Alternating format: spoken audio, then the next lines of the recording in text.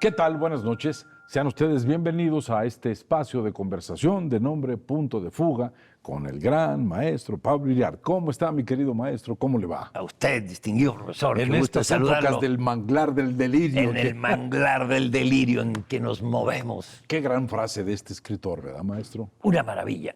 Pero, profesor, usted traía un Sí, tema. maestro. Teníamos todos un cierto... todos tenemos ritos, rituales. Hay siempre una enorme confusión entre lo que es un ritual y lo que es un mito. Sí. El mito es el proceso existente adentro de los seres humanos. Por eso decía en las bodas de Cadmo y Armonía Roberto Calazo, quien entra en el riesgo entra en el mito, la parte escondida, oscura, la sustancia muda del ser humano adentro de uno. Pero nosotros siempre nos hemos hecho preguntas a partir del mito y cómo las contestamos con nuestros ritos, ¿sí? El rito es la parte activa, la parte de acción, lo que hemos llamado el ritual, maestro. Entonces, eso es una de las tantas cosas que nos diferencia del resto de los animales. Nuestros rituales. Nuestros rituales. Y los ritos también tienen la función de cohesionar, profesor, de integrar, de unir. Indudablemente, maestro. Pues las fiestas nacionales, el grito del 15 de septiembre, los ritos que cohesionan a un país, los ritos que cohesionan a una familia, los ritos que cohesionan a una religión. Es algo muy del animal racional que somos los humanos. De enorme profundidad. A ver. El mito no envejece. Como dice Salustio, estas cosas siempre han existido, aunque nunca han sucedido. Todo lo que está dentro de uno. Pero los rituales sí se pueden envejecer. Los rituales, si se descuidan, pueden pasar. Ahora, nuestra política estaba llena de rituales que le daban un marco de exquisitez. Que siento que ha pasado, que hemos empobrecido nuestros rituales y ahora cualquiera dice que la política no sirve para nada, cuando la política es algo que le da grandeza a un país. Es muy distinta la palabra política a la palabra gobernanza, son dos cosas completamente diferentes. Y creo que ambas las hemos bajado al nivel de la grilla. Pues, Que es una depravación de la política. Pero usted mencionaba... no me esperaba yo ese comentario. De los grandes rituales que han ido perdiendo su sentido, su significado. Y en nuestra tradición creo que ha ido demeritando el sentido de la Navidad. Por ejemplo, sí, maestro. Es un gran ritual religioso, cristiano, el nacimiento de Cristo. Lo convertimos en social, maestro. Lo convertimos en un hecho comercial. Lo convertimos en un hecho comercial. Y yo tengo una debilidad por un ritual estadounidense, canadiense, que también se festeja, se conmemora en Alemania y en Japón y Canadá, que es Thanksgiving Day, el Día de Acción de Gracias. El día que dan las gracias. Sí. En 1620, profesor, esto se remonta a aquella época, en 1620 llega a las costas de Massachusetts un barco llamado Mayflower. En Mayflower venían los ingleses que los pilgrims, los peregrinos. Exacto, a colonizar. Y en lugar de recibir la hostilidad de los aborígenes, de los indígenas de Massachusetts, de lo que hoy es Massachusetts, la costa noreste de Estados Unidos, les ayudaron a buscar tierra y les ayudaron a sembrar. Y luego se retiraron. Cuando vino la cosecha, los inmigrantes ingleses fueron a buscar a todos los nativos y los invitaron a un agasajo de una cena, de un banquete, con el resultado de las cosechas. Así nace el Thanksgiving Day, el Día de Acción de Gracias en los Estados Unidos, que es una maravilla porque no hay regalos, profesor. Se paraliza Estados Unidos. No hay vuelos ya casi a ningún lado, porque la gente va a reunirse con la familia y compartes. Y se entra en la comunión, la comida, sí, comen todos. Comen todos, no hay rezos, pero sí hay un speech del dueño de casa o de la mamá, y es una reunión familiar preciosa. Abraham Lincoln fue el que le puso que fuera el cuarto jueves de noviembre. Y hasta hoy se celebra ese acontecimiento maravilloso que es dar gracias, acción de gracias. Hay que darle gracias. Algunos le darán gracias a Dios, gracias al entorno, a la naturaleza y a la familia, a los seres queridos. El Día de Acción de Gracias es una maravilla. No existe palabra que determine más la dignidad humana que saber decir gracias. Sí. Y otra es ayúdame, pedir ayuda, maestro. Son dos cosas. Ahora, usted habla de un ritual que es verdaderamente creado a partir de grandes necesidades. Cambiando el rumbo de las necesidades, yo hablo de a mí un ritual que yo disfrutaba mucho, porque cuando yo era chico me decían que el mundo se iba a acabar y que iba a haber una tercera guerra mundial. Ahí yo conocí, era una crisis de los misiles cubanos. Sí, claro. Cuando los gringos pusieron los barcos para evitar que Khrushchev armara armas nucleares en Cuba, todas esas cosas. Sí. Maestro, pero lo que más me llamaba la atención era el ritual del manejo de las sesiones de la Organización de las Naciones Unidas. A ver, profesor. Maestro, era un lugar de enorme respetabilidad. Recuerdo, si mal no recuerdo, era Utant, el secretario. No me acuerdo si era finlandés, indio, no me acuerdo por qué era, pero era Utant. Y este hombre era el presidente de la ONU, y lo que era trascendental era, primero, el respeto por la organización.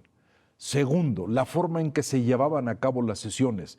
El Consejo de Seguridad era casi una cosa de litúrgica, maestro. Ahí estaban los seres poderosos que todo lo resolvían a través de la discusión, lo resolvían a través de la argumentación. Ahí entraba en la política la capacidad de la negociación, el más alto nivel de inteligencia de los seres humanos.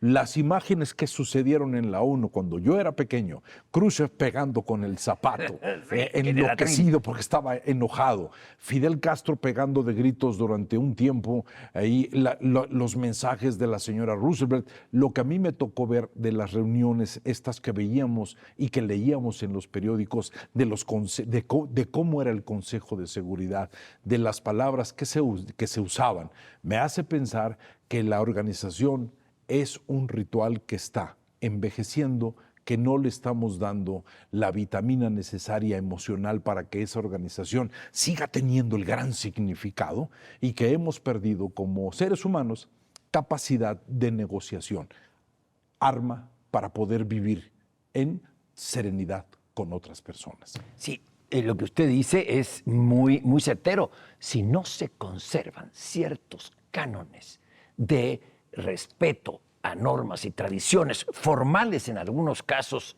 de fondo en otros, como esto de Naciones Unidas, las instituciones, los ritos de comunicación y entendimiento van perdiendo su valor, se van desnaturalizando. Lo planteo muy bien. Y hay una institución que a mí me llama la atención poderosamente. Se ha mantenido 2000 años, 2020 y tantos años, con una fuerza y un poder menguante o creciente. Ahora la vemos en problemas, pero lleva 2000 años la Iglesia Católica, la Iglesia de Pedro, la Iglesia que funda Pedro en Roma.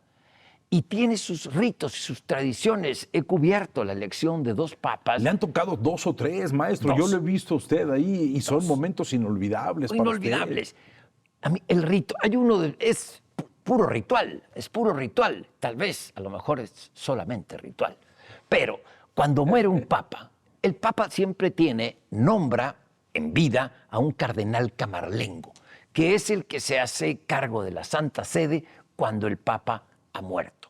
El cardenal camarlengo no va a ser papa, pero va a organizar las exequias, la administración de la Santa Sede y la elección del papa. Y cuando el doctor dice el papa está muerto, momento, va el cardenal camarlengo con un martillito de plata y le da 3 golpes en la frente y pronuncia su nombre de pila. no el nombre de papado, Giovanni, Giovanni, Giovanni. Y al no contestar, ahí el Papa, el cardenal Camarlengo dice, el Papa está, lo dice en latín, verdaderamente ha muerto. Y comienza la liturgia, comienza el rito. Lo primero es, le quitan el anillo del pescador, anillo de plata que tiene cada papa, y en una mesa de mármol con un mazo, lo rompen en señal de que el papado ha terminado. Se guarda en una caja pequeña de acero y se va al sepulcro con el Papa, al que visten de casulla roja, por el color del luto de los papas, casulla roja, la mitra blanca, la estola blanca con cruces negras en señal de su dignidad. Y comienza el rito de las exequias y de la sucesión del Papa que organiza el cardenal Camarlengo. Son ritos que han mantenido a la Iglesia 2000 años. Son ritos que inclusive les dan una cierta condición de secrecía para aumentar el proceso del misterio, porque la Iglesia está basada en misterios, el gran misterio de la resurrección. Dentro de estos rituales yo quiero recordar una pregunta, un comentario que hacía Pío XII. Me muero y espero cuando esté en el paraíso saber si eran tan ricos los jesuitas y tan pobres los franciscanos. Decía. Porque al fin de cuentas también el manejo de las órdenes es algo tremendo. Y yo quisiera tocar algo muy cursi en muy poco tiempo, maestro, porque creo que usted y yo lo vivimos. El ritual que significaba sentarse a la mesa a las 7, 8 de la noche con el padre en la cabecera, todos comiendo pan dulce, tratando de hacer que esa familia estuviera junta por un espacio de tiempo. Ese ritual poco a poco se nos ha desvanecido.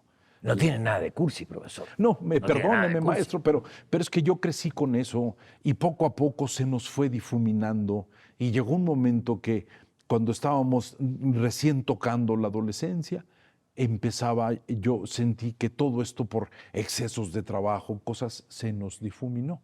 Y era un gran ritual. Y por eso dice Jaime Sabines, eras el pan caliente sobre la mesa del mayor Sabines cuando se muere su padre. ¿Sí? Sí. Y ese ritual era hermoso. Perdón, maestro.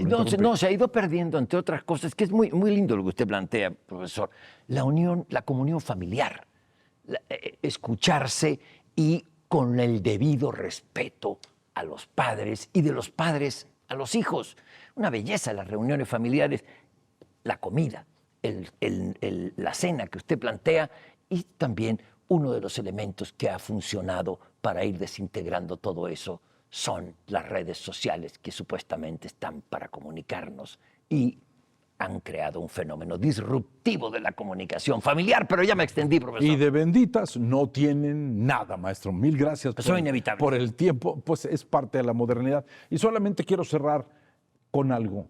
Si perdemos capacidad de negociación, estaremos perdiendo el sentido de lo que significa el rumbo de trascendencia, porque sin negociación solamente resolveremos lo inmediato, y ese es el empobrecimiento de un país psicológicamente. Maestro, un placer en saludarlo. Nos veremos aquí el próximo sábado en Punto de Fuga con el gran maestro Pablo Iriart.